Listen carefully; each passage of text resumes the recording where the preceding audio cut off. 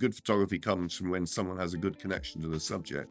British documentary photographer, photojournalist and photobook collector Martin Parr is best known for his brightly lit and color-saturated images. After 15 years of taking pictures in black and white, Parr started using commercial photography techniques and principles for his color documentary photography. He has worked on numerous photographic projects and has developed an international reputation for his innovative imagery, his oblique approach to social documentary, and his input to photographic culture within the UK and abroad.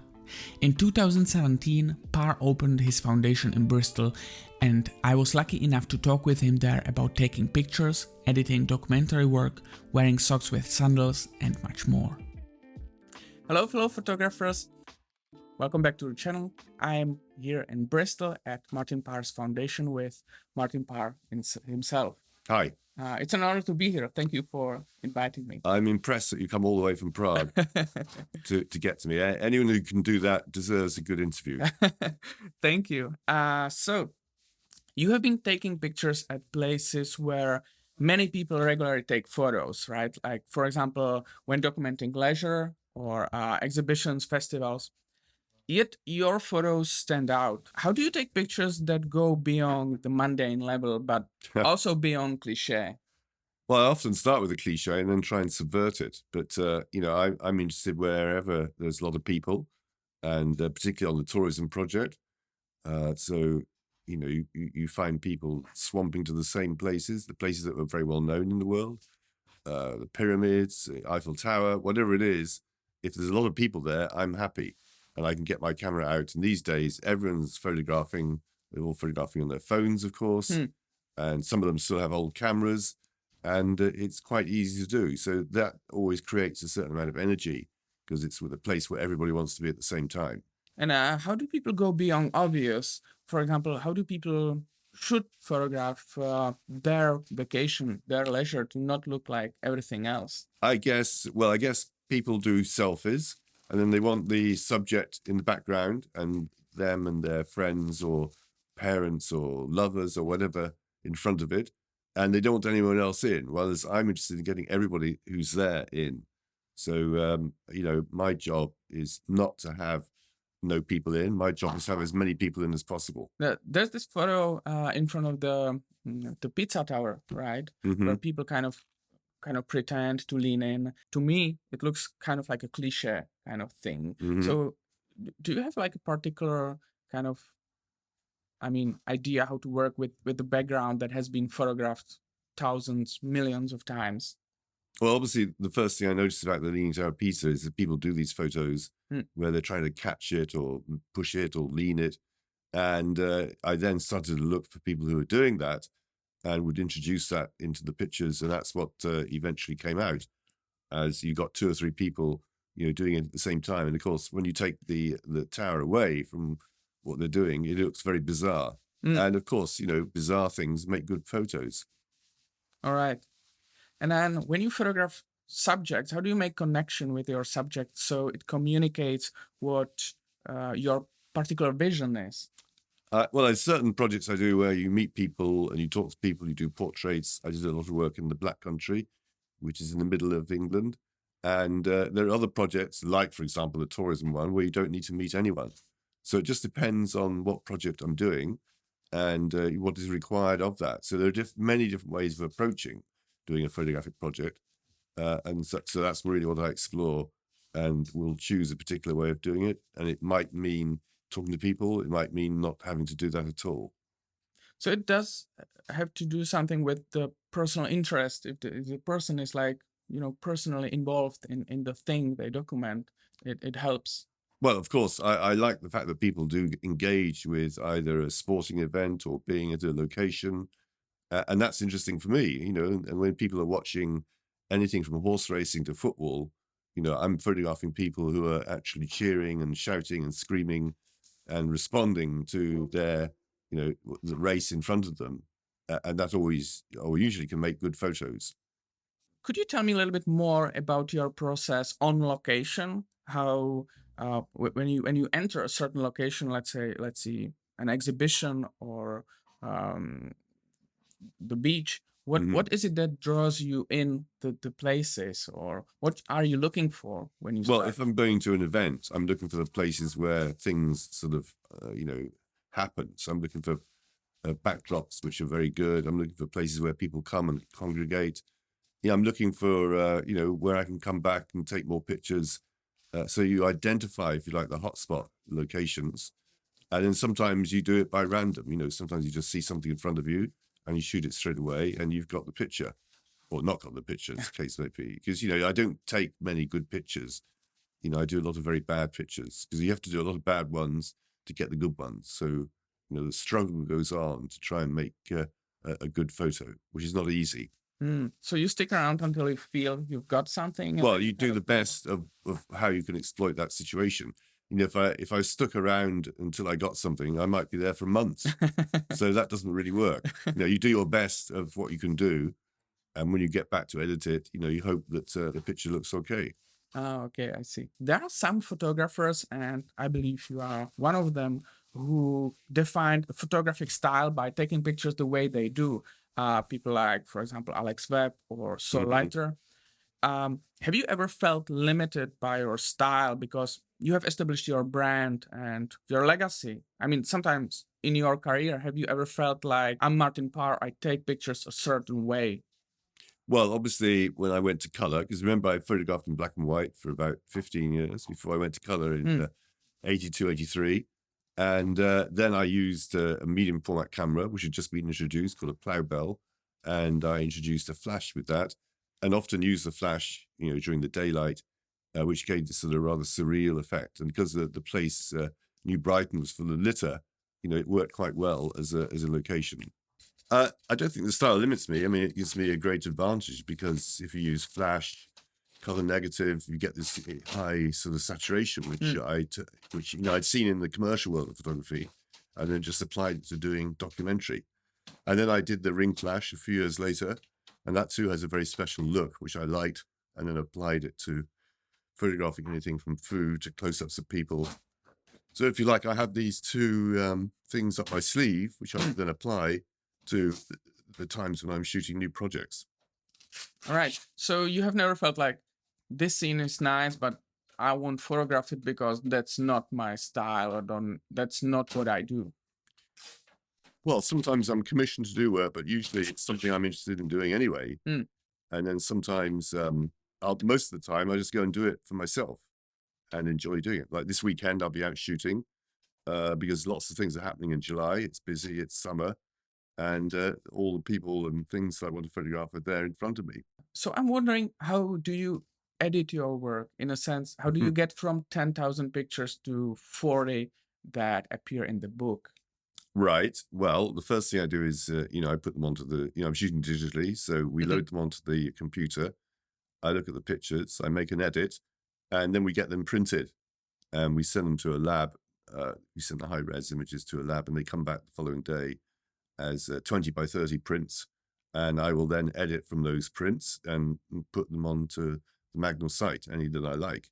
And then I can always refer back to the Magnum site for the pictures that I want to see again. And behind me over here, you can have a look after we've got these grey boxes with 750,000 pictures in, all in 2030, starting with black and white, going through to analog, the color negatives, and now the color prints we get from the digital files. So we always keep a digital print of all the main pictures I'm interested in. And I would basically, how do I edit? I pick out the good ones and forget the bad ones. It's that simple.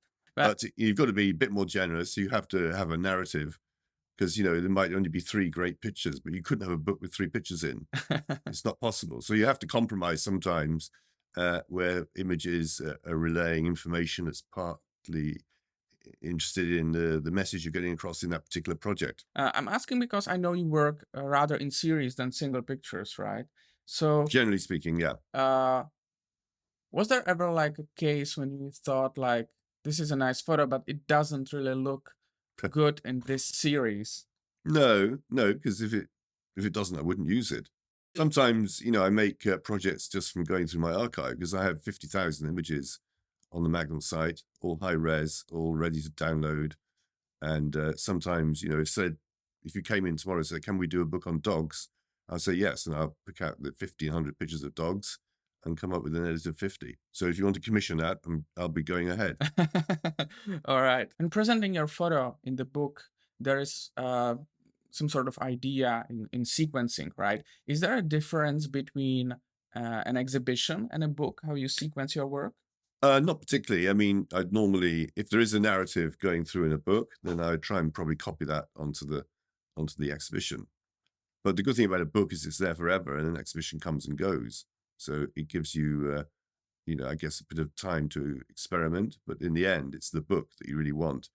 All photographers love doing books because it is their technical legacy. And I've done many books, and I'm very happy about that. Some are not as good as others, but some, work quite well. And is there a particular idea how you want to communicate your vision when putting the book together?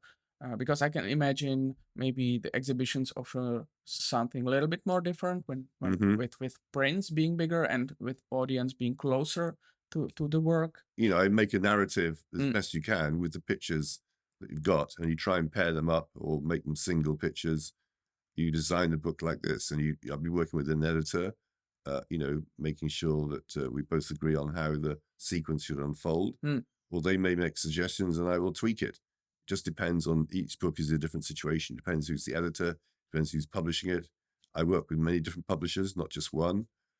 So yeah, that's how it works. It just usually solves itself. It's not a big problem. And do you care about how particular photos will age? Is it a thing you care about? Well, I'm interested in the fact that I look at my pictures in the 80s and they look very dated.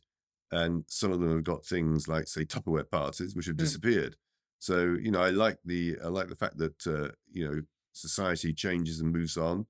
And part of what I'm recording is that, in particular in the UK, because I've probably done more pictures here than anywhere else. That's actually what I wanted to ask next is, do you feel that trends spoil the photography? Because like, for example, smartphones, what people say about smartphones now is perhaps what they said about headphones in the 90s and what they said a long time ago about classical cars, right? And we now love those classical cars in the photos, and the headphones looks kind of cool and stuff.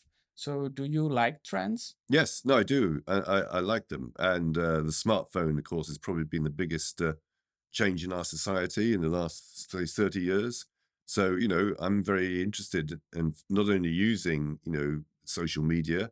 We have an Instagram account with a lot of followers. So when we do something new, we can let people know what we're up to. But also I've done a book of photographs of people doing selfies called Death by Selfie. Yeah. So yeah, I incorporate these things immediately into my work because they're so important. I like what you said about family photography.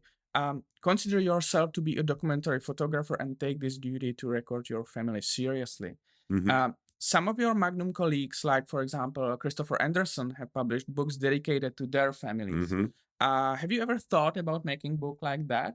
Not really. I mean, I did a whole load of Polaroids of our daughter when she was very young and was crying. But I think they wouldn't be good enough for a book. So no, it's not something I've considered. And do you have an advice for people who want to, maybe document their families more seriously than just snapshots of a birthday party? I guess you need to get away from this idea of everyone smiling at the camera. Get people looking serious and dignified. And of course, you should also photograph things like your kitchen, your living room. When you're about to do it up and change it, photograph it like it was before. And then in years to come, you can look back and, wonder at how bad my tastes were. Okay. So that's always interesting. I know you are not one of those photographers who carry the camera 24/7, right? Correct, You rather take your camera when you do the assignment, and then you don't. So yeah, I'm either working or I'm not working. Do you miss photos because of this? Do you kind of like see a situation and thinking about? Oh, I see pictures often, and I haven't got my camera with me. I don't mind, missing pictures. I accept I'm going to be missing pictures all the time. Even when I've got a camera, I miss pictures. Remember, you've got to be there before it happens. And very often you see it and it's gone and it's over. And you haven't got the picture. Failing is very easy, but you just have to sort of keep going and hope that you can get over that. You said photography books are very important. And, I can see it here when we sit among we're surrounded by books. of photography books. What is it that you're looking for when you open photography book, or when you where you tried to learn something from or about other photographers? What are you looking for when you I'm open looking. photography? I guess I'm looking to be surprised. I'm looking for something that really catches my attention. I mean, we've got all these books around me here. I could go around and pick out maybe 20, which I think are really exceptional. And they're just books. When you look at it, you haven't seen it before. Most of the books you look at, you're sort of familiar with. You know where they've got their influence from. You can read it, and we're not looking at anything that really makes you jolt and think, "Wow, Mm. that's amazing. How did this guy get this? Or how did this woman take this picture?" So I'm waiting. I think, in summary, I'm waiting to be surprised and intrigued. So should people with their photography books push more into this direction of what has not been done? Well, that's easy to say, but most of the books that are published, and there must be 2 or 3,000 photo books published every year. Most of them aren't very good, and I guess the reason is because they thought they got something original when perhaps they haven't. People overestimate their own talents. And often you can look at it and think, "Well, I've seen all this before. It's very familiar. It doesn't tell me anything new." Okay, so the good photography book for you communicates like a new idea in some sort of original way. Yeah, I'm looking for a personal insight. I mean, good photography comes from when someone has a good connection to the subject and they've used photography to articulate that. Hmm. And that really is the bedrock of what all good photography is. So that's what I'm looking for. But at the same time, I'm looking for that unique situation where it's the photographer and the subject and that connection that surprises you or makes you intrigued or makes you want to look at it further. Hmm. But as I say, most of the people watching this are not doing very good photography. Okay. And that's because they're a bit lazy. They haven't found the right subject. They like the idea of being a photographer, a street photographer, perhaps, but, they haven't really found their own vision within that. So listen, you lot out there, don't be lazy. Don't overestimate how good you are. Keep working, keep at it, and you might come up with something. All right. Promise? I sometimes look at the photos of great photography masters, and even though many of those photos are, masterpieces, sometimes they are very normal looking photos. And when I look at those auctions, there are pictures worth tens of thousands Hmm. US dollars with nothing particularly for me interesting. Well, obviously, the author of the photographer of the photograph is important. If it's a well-known person, then that makes all the difference. But what you're looking at is the very iconic pictures of these Mm. photographers, the ones that really stand out and start to sing when you look at them. Not all of them do that, but if you look at the prices in auctions, Mm. it's the best print, the most beautiful print of an iconic picture will probably get the best price, and rightly so. What you're saying is you get bad pictures in auctions as well, where they're relying on the reputation of the author. Yeah. I mean, you could say the same for me. I mean, I'm lucky I can get things published, but if I've done 100 books, it doesn't mean there are 100 good books out there. I accept that some are weaker than others and some are stronger. Okay. So, I accept also that I do bad pictures. I keep saying this, but, I have to do all the bad ones to get the good ones. Where do you see future of photography? It's going to grow and grow because there's more people like you interested in it. You're providing podcasts on the social media. Instagram is huge. So, yeah, I mean, photography shows are very popular.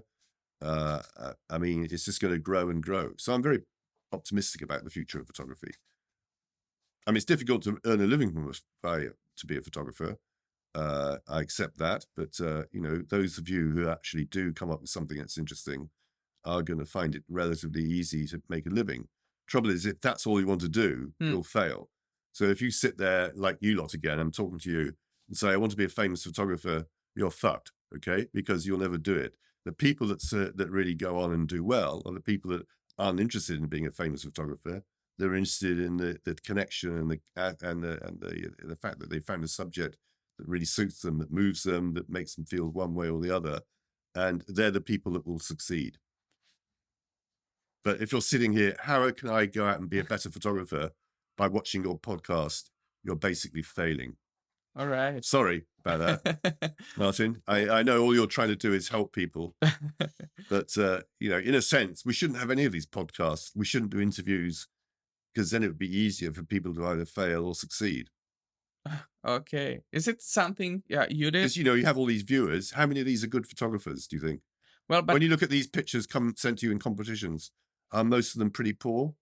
I think people are at the different stages at their photography, right? Mm-hmm. And no one is born with taking masterpieces right off the bat, right? So Well, I not think out of bed, but often people that start young without knowing much about photography, their best project they'll ever do in their whole life will be that first one. They got that raw energy, which is important. But what I'm saying to you is, when you're judging all these pictures, are you thinking, God, this is all boring, I've seen it before? I don't think this about all the photos, but very often it's the case that someone who is at the beginning stages of their photography, they just take a photo of a very mundane thing, like a person in the distance walking from behind with no particularly interesting background or anything else. So you would say, all right, this is not particularly interesting, right? But I don't think it disqualifies the people from the act of taking photos and the opportunity to get better. How do you decide what's a good picture then? So I either like it or not, and then I try to articulate why I do like it or not. I usually then pick like 6 photos in the end, which goes into this poll of people voting. 6 different pictures from 6 different people? Yeah. Or 6 from one person? No, 6 from different people. Right, because you could argue, really, you need 6 from one person to get any kind of understanding of what their project is. So one-off photos like that, they're a bit random and they don't really tell you much. I think it's still... You should be judging your photos in groups rather than individually, I say. Yeah, but the groups also consist of individual pictures, right? So if you get to the basic level, you have to have some kind of understanding of the single picture, which then can come... I would probably argue there are pictures that work as a single photos, and then there are pictures that rather work within a group, right? Okay. So I think it's helpful in a sense that when you see particular visions, you can then either incorporate that into your work or not touch it at all, or either like abandon that. Right. So for example, if you like this thing of shooting silhouettes, right? So then I can tell you, all right, I think your silhouette kind of lacks the separation, and let's say the shape of the silhouette is not quite working. And if you're gonna use people, or if you're gonna use silhouettes in your photos, it should be for some kind of reason, or rather just by the design. And I think this information can help some photographers, and some other photographers might be like, I already knew that. That's nothing new for me. But if you're not learning, you're not gonna get into this stage of... Okay, but have you had a photographer come through your system, if you like, that's gone on and made a book and has become an established figure? So I have not been doing this for that long, but I think there are potential in many people who submit their work, which I think eventually can, because this is a long process, right? Becoming from a beginner photographer into someone publishing a book. So I think eventually I see people who have the potential to do this one day, maybe not now. Maybe they just publish like a zine of a year snaps or something like that. But I think eventually it's a possibility. Yeah. Well, I hope so. Otherwise, I can see that you're trying to sort of help this world to develop and become better photographers. So in a sense, we have to judge, your success or failure by the people that come through your system. But I don't want it to sound like I'm doing this only for other people, because what I found is that I learned so much from this. For example, when judging more photos, now when I look back in my back catalog, I see much more bad photos than I saw before. I thought like, wow, this is a masterpiece. And then I'm now looking at the photo and I'm thinking like, wow, like a 5-year-old could have taken that. So I'm like, okay, so I got back to, I don't know, I have like 2-3 images I think are decent, and the rest is kind of like scrapping that away. But I think it's this experience to being exposed to many different voices that's how I feel you get better. And then you can Okay. get into this, okay, so you kind of figure out how single image works. Now let's figure out how series works, Hmm. right? Okay, fair enough. How the And documentation. where do your audience come from? Are they So it's sort of Czech, worldwide. America, So it's France, America, UK? UK, surprisingly UK, and I was very surprised when being in London, there is a street photographer at each corner. I believe it's very interesting. And Right. then also many people from India. I was quite Really? surprised. Yeah, Yeah. from India, and also Italy. Mhm. But the India is probably the most It's interesting.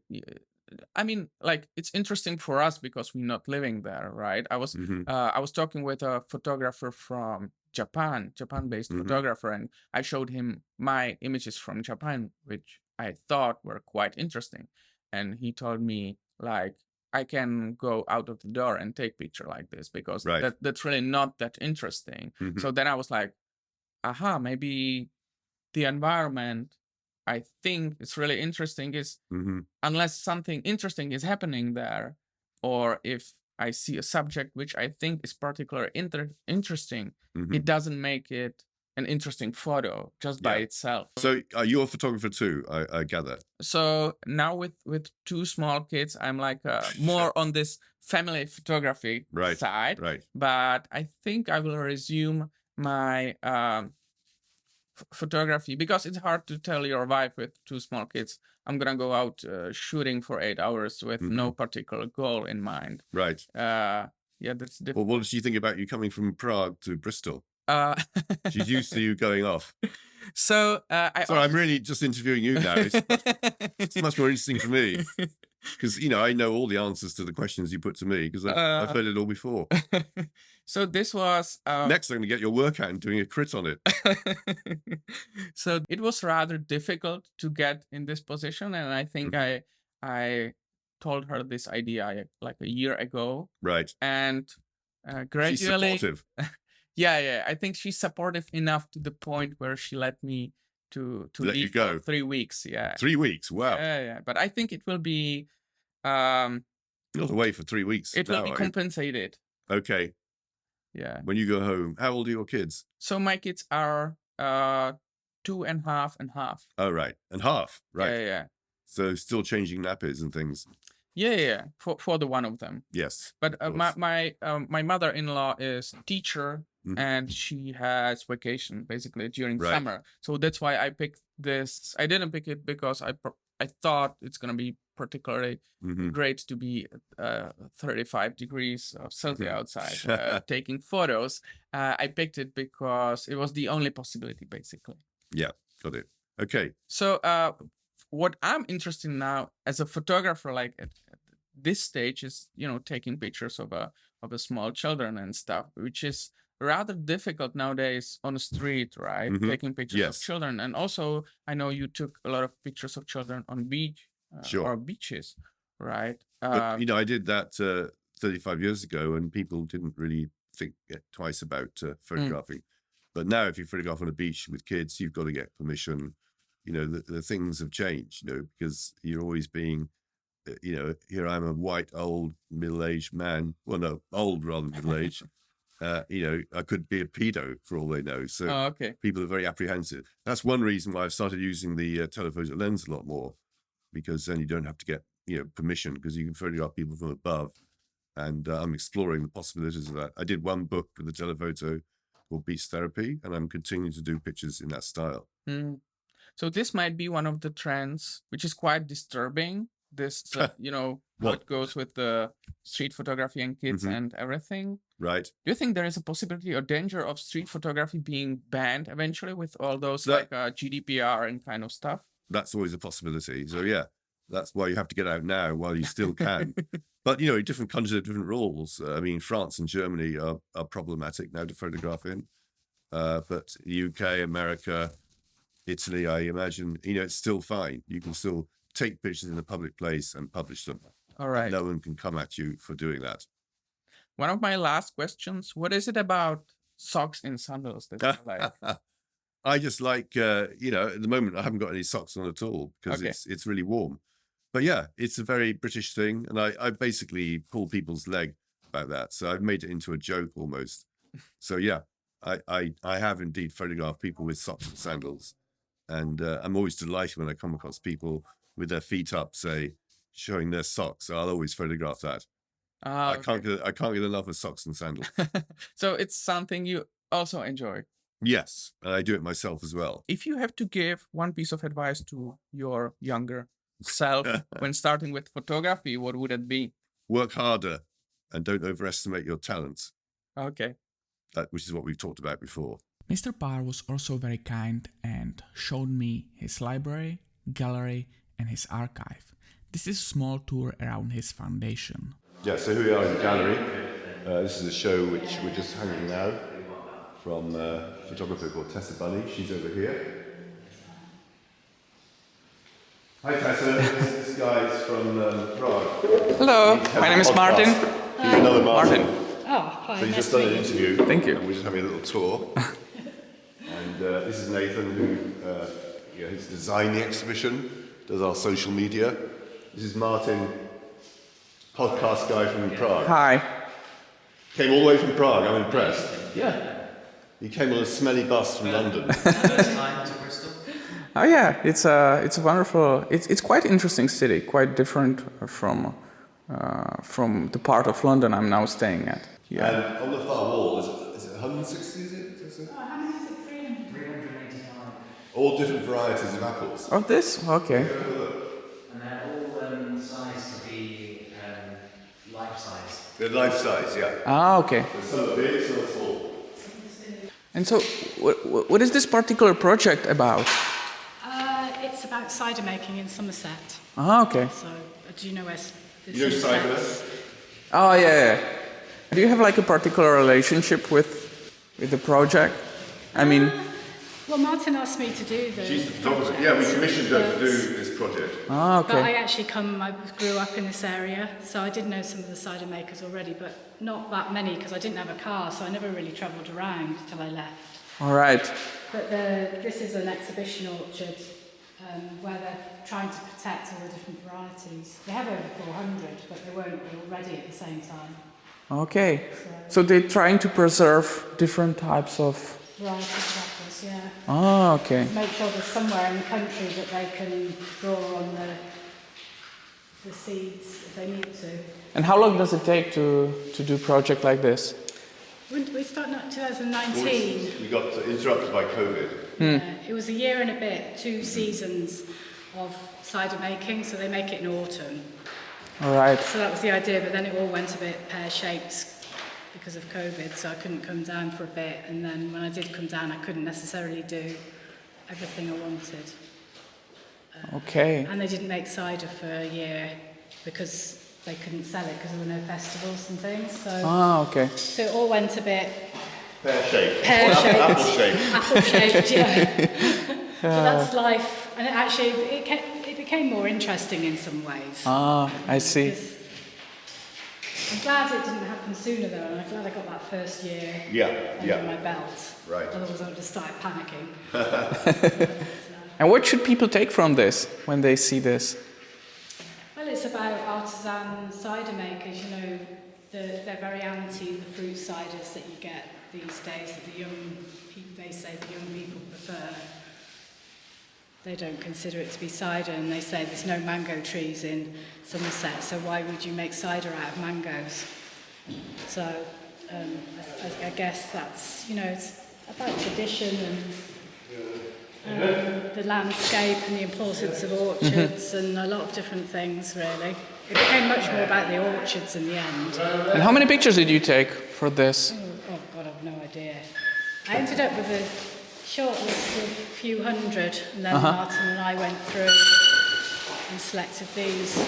Was it particularly difficult to figure out how to, you know, shoot these individual apples? Well, actually, I told my husband what I wanted to do, and I said I want to photograph them, but I don't want a shadow, and I don't want them to sit them on something. And he made me a background that was like this, and a stand, and then a spike. Ah, so it's sticked on. So it's stuck on a spike. Ah, okay. Yeah. So I gave him a little task to help me with a technical difficulty. So this is the space where you run all the exhibitions. Yeah, we normally do 4 shows a year. This year we've done 5, in fact. And yeah. And there is great freedom for the artists to... Yeah, I mean, if they have ideas, I mean, I can't remember how this came up, this, display of apples, but I think as soon as it was mentioned, we all thought, what a great idea. Oh, okay. Yeah. What's coming next? We have a guy from Leicester. Okay. He's photographed the Gujarati community there. He's a Gujarati himself. So it's a very good project about, this side of Asian people living in Leicester. Ah, okay. A town or city in the UK. All right. And how do people come to, being able to have an exhibition here? We look for people. Sometimes we look at famous photographers doing something, showing something new, and emerging photographers. We're very keen. I mean, Tessa's quite an established photographer. Okay. So she's been around for a good while and done many projects. And we thought she was the ideal person to do something outside making. Has there been something recently that surprised you from, photographers that have already been around for a while? No, you see nice work, and if something like that happens, we will try and show it. But we're overwhelmed. We like to be doing 20 shows a year, but we can't. Okay. It's quite a struggle to even do 4, because all these pictures are being printed here in the studio. Oh, okay. But how long does it take? Is it like a week to set it up, or less? Yeah, we have like a 2-week gap between shows. Mm-hmm. This show will open next Thursday. Ah, okay. With the opening. And then there is an admission to see the show, or? No, everything's free. Ah, okay. So how is it funded? By me. Just by you? Yeah. Okay. But also, we have a membership scheme. We sell books. We have a very good prints. Online. Yeah, I mean, I sell prints individually, and I give money to the foundation. Ah, okay. Let's continue the tour. Perfect. Yeah, so this is our archive. This is where we keep all the prints. We have maybe 10,000 prints in here. Oh, okay. 5,000 by me, maybe, in these boxes here. My vintage prints, old prints, master sets of prints. And then all these different folios, collections of books, framed pictures. We have, museum-style shelving. This is a huge computer. And this is my neg room. I keep all my negatives. Ah, okay. I just put the light on. From the time you were shooting film? Yeah, so that's my analog history. Ah, okay. Which is not growing anymore. No. Because it's all digital now. And this is the computer that holds all the digital files? Yes, it's an 83 megabyte computer. 83? It's big. A terabyte? Yeah. Ah, okay. That's bigger than my computer. Yeah. And it talks to another computer every night. So we back up. Ah, okay. Yeah. That's amazing. And this is also air conditioned, I can imagine, right? It's nice and cool, constantly, this temperature. That's what they like, it's steady. And all these drawers are full of prints. If you look here, for example. Mm-hmm. You ready with this? Oh, that's amazing. Yeah, so these are pictures done in Butland's holiday camp. So when someone purchases a print, you either find it or you print it? Well, these aren't my images. These are by someone else. This is a set, photographer that we actually market. But I mean from the foundation. Yeah, well, these would be sold from my company. Mm-hmm. Yeah, this foundation activities are different to my company activities. Now, who are these photographers? This is a quiz. You need to tell me who they are. Who they are? Yeah. All right. So the left one is pretty easy because that's Cartier-Bresson. Correct. Right. And is it the American flag? Is it like a Robert Frank? Correct. Okay. And then I'm kind of lost. Top one above that. You must get that. That one? Yeah. The water towers. Who would that be? That's the Beschers. Who? The Beschers. I don't They're know. the German artists. Ah, okay. Probably the most influential people to make photography part of the art world. Ah, okay. And this is a Nick Wappington. Uh-huh. And that's René Matique. And above that's Peter Mitchell. Are those which you particularly like? That's why they are there. Yeah, we change it and we put pictures up here. But yeah, it's a nice opportunity to show. And we have all these pictures which aren't, we have done exhibitions of the collection. Okay. But most of the time they're hidden away. So this is like an exhibition for the workers of the foundation. Roger Main. He's a Nigel Henderson. Mm-hmm. He's just came in this week, in fact.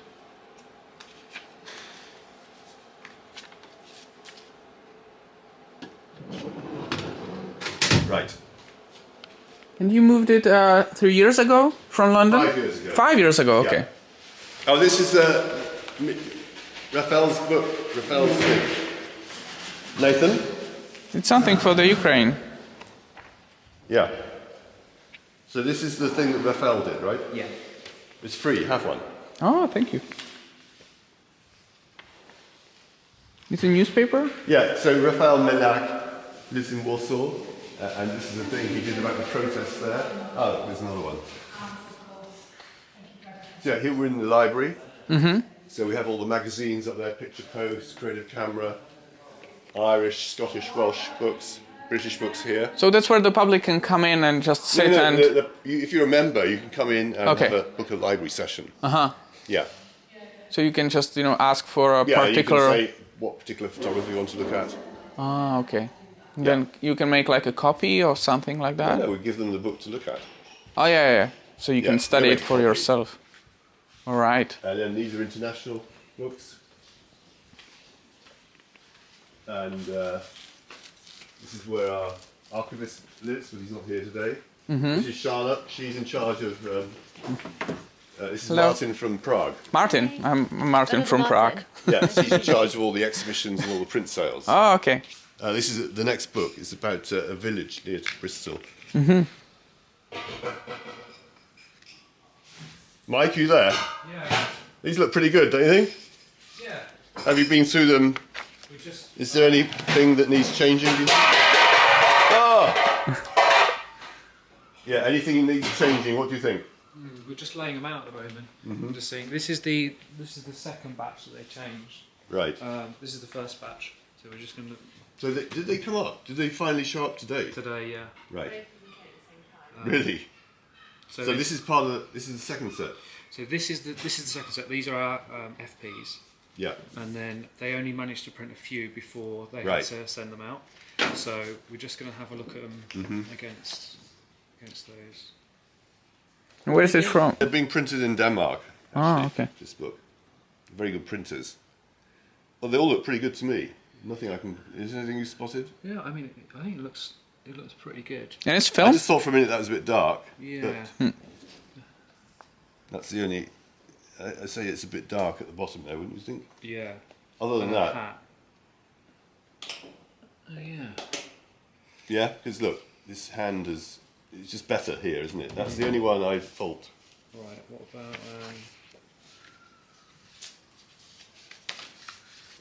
something that's a little bit. Is that a bit dark? Let's find it. I mean, it's a dark image. No, that's okay. I think. All right. Yeah, I'd say again, it's a little bit.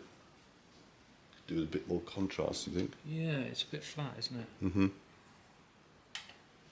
This is lost a bit. So yeah, it could be. This is better, isn't it? So those two are the ones they're obviously a bit weak on the darker pictures. Yeah. I think they took. I think Charlotte said they took some yellow out of Mhm. this set in comparison to this set, and we're a bit warmer here than. Mm-hmm. They added more contrast into that some yellow So they added more contrast on on the second set. Mm-hmm. So maybe a bit more again, you think? Possibly, yeah. Yeah. Yeah. I mean, it's pretty much nearly there, but where's the print of that? Do you think that's? All right. That's okay, yeah. Yep. Yeah. Don't change it for the sake of it, otherwise it'll make it worse. Yeah, I think they're fine, except for those two. They have to do a blanket change on everything, don't they? Do they? Isn't that right, Shah? If they change something on press, they have to do it. It's like a change, and it affects When everything. it gets to lighter stage, I think they change it on, like, if you're printing a book and that it's on a plane, Mhm. two Yeah. different images or that, then it changes everything on that, like, four. Sure. Right. But they should be able to work this out. Well, Anyway, it looks good, generally. cool. Martin, was the cover going to be pink, or is it being printed Yeah, on yeah. pink paper? It's Because that's slightly- what they've sent for the Yeah. cover. Yeah. So look. So Oh, that should be pink. yeah, that's what we were wondering. Yeah, it should be pink, and the cover should be, that's the French cover. So that's the jacket to go on the French version, Yeah. isn't it? So yeah, this should be pink, Because is it being and then the background should be slightly darker pink. So they got that completely wrong. Don't you think? Yeah. And that's the French cover, so that's okay.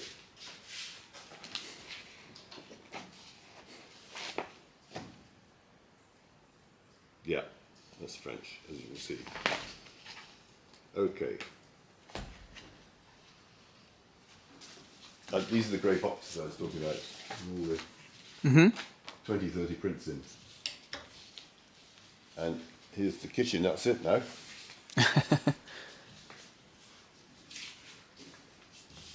Yeah. So there you go. Right. Feel free to do some Thank you. cutaways if you want. So thank you very much for your Okay. time. It was an Pleasure. honor to be here, Right, and I wish you the best with the foundation. right. Stuff. I wish you the best with your podcast. Thank you. Okay, cheers. Thank you for listening or watching to this podcast. If you like it, definitely check my previous one with Magnum photographer Jonas Bendixson, and I'm sure you're gonna love that one as well. Thank you once again, and until next time.